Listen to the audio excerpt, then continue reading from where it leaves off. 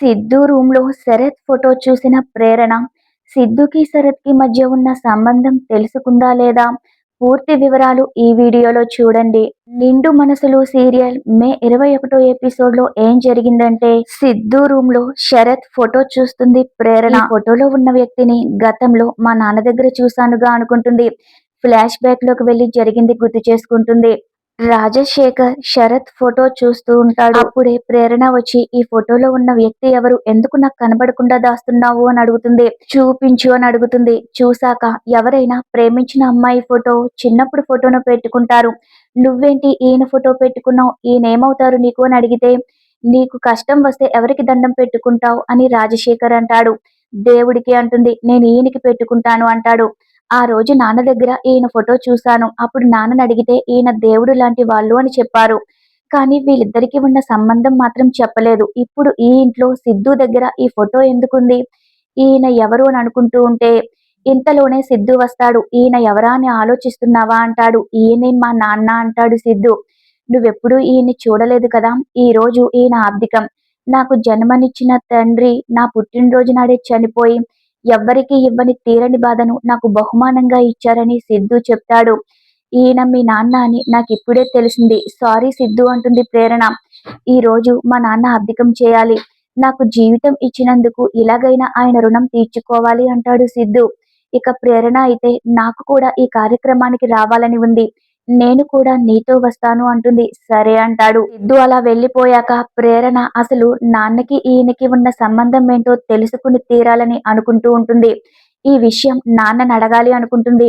కాకపోతే నేను నాన్నని కలవడం సిద్ధుకు అసలు ఇష్టం లేదు. ఇప్పుడు నేను నాన్నని ఎలా అడగాలి, ఏం చేయాలి అని ఆలోచిస్తూ ఉంటుంది. మరోవైపు రాజశేఖర్ కూడా శరత్ ఫోటో చూస్తూ నన్ను క్షమించండి సార్ అంటాడు. నాకు జీవితాన్నిచ్చిన మిమ్మల్ని నా కళ్ళ ముందే చంపుతుంటే చూస్తున్నాను గాని కాపాడలేకపోయాను. మిమ్మల్ని స్నేహితుడనే ముసుగులో వెన్నుపోటు పొడిచిన వాడు కళ్ళ ముందు ఉన్నా కూడా నేనేమీ నిజం చెప్పలేకపోతున్నాను, ఏమీ చేయలేకపోతున్నానని బాధపడుతూ ఉంటాడు. ఇకప్పుడే ఈశ్వరి, ఘన అక్కడికొస్తారు. ఎవరి గురించి ఆలోచిస్తున్నావు, ఎవరి గురించి కన్నీళ్లు పెట్టుకుంటున్నావు, వాళ్ళ గురించే కదా అంటాడు. వాళ్ళు వద్దన్నా ఎందుకు వాళ్ళ వెంట పడుతున్నావు అని ఘన అంటాడు. సిద్ధు వాళ్ళ కుటుంబం గురించి ఆలోచించడం మానేయ్ అనేసరికి ఇప్పుడు నువ్వు నా గురించి కాదు నీ గురించి ఆలోచించని రాజశేఖర్ అంటాడు.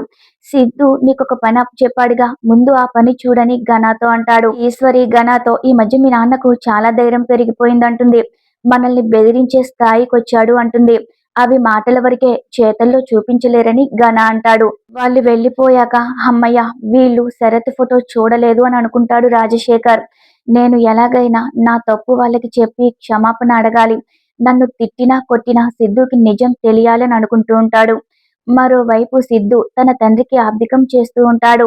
ఇక విజయ్ నా కర్మేంటో గాని వీడి ఆబ్దికం దగ్గరుండి నేను చూడాల్సి వస్తుందని అనుకుంటూ ఉంటే అప్పుడే ప్రేరణ దగ్గరికొస్తుంది. ఇక్కడ ఆబ్దికం జరుగుతుంటే మీరు ఇలా ఉన్నారేంటి అని అడుగుతుంది. వాడు వాడు నా స్నేహితుడు. నేను వాడిని చంపానని సిద్ధు నన్ను అపార్థం చేసుకుంటున్నాడు. ఇప్పుడు సిద్ధు ఆబ్దికం చేస్తుంటే చూసి ఆ బాధను తట్టుకోలేకపోతున్నాను అంటాడు విజయ్. సిద్ధు ఎప్పుడు అలా అపార్థం చేసుకోడు అంటుంది ప్రేరణ. ఆయన కరెక్ట్ గానే గెస్ చేస్తేనే మాట్లాడతారని ప్రేరణ అంటూ ఉంటే, మరి నీ విషయంలో ఎందుకు పొరపాటు చేశాడు అని విజయ్ అంటాడు. నా విషయంలో పొరపాటు చేసినా కూడా మీ విషయంలో చేయకూడదని నేను అనుకుంటున్నానని ప్రేరణ అంటుంది. ఇక్కడ జరుగుతుందేంటి, నువ్వు మాట్లాడుతుందేంటి అని విజయ్ అంటూ ఉంటే, అసలు మీకు బాధ ఉన్నట్లు నాకైతే అనిపించడం లేదు అంటుంది ప్రేరణ. నా బాధ లోపలే ఉంటుంది. బయట అందరికీ కనిపించాల్సిన అవసరం లేదని విజయ్ అంటాడు. అది నా మనసుకు తెలిస్తే చాలు అంటాడు. నాకెందుకో గాని అక్కడ శరత్ ఫోటో గారి పక్కన మీ ఫోటో కూడా కనిపిస్తుందని ప్రేరణ అంటూ ఉంటే, నీకెందుకు అలా అనిపిస్తుంది అంటాడు విజయ్. సిద్ధు తనకున్న కోపంలో మిమ్మల్ని చంపేస్తాడేమో అని భయంగా ఉందని ప్రేరణ అంటుంది. ఎందుకంటే ఆ రోజు నా గురించి మిమ్మల్ని ఏం చేశాడో మీకు గుర్తుందిగా అని ఫ్లాష్ బ్యాక్ లో జరిగింది గుర్తు చేస్తుంది. మీరు ఈ కార్యక్రమం అయ్యే వరకు దూరంగా ఉండండి. మీకే మంచిదని ప్రేరణ అనడంతో ఇక అక్కడి నుంచి విజయ్ వెళ్ళిపోతాడు. సిద్ధు తన తండ్రికి ఆబ్దికం చేస్తున్నాడు. ఆత్మశాంతి కోసం చేసే ఈ కార్యక్రమంలో మీలాంటి వాళ్ళు ఇక్కడ ఉండకూడదు కాబట్టే పంపించేశానని మనసులో అనుకుంటుంది ప్రేరణ.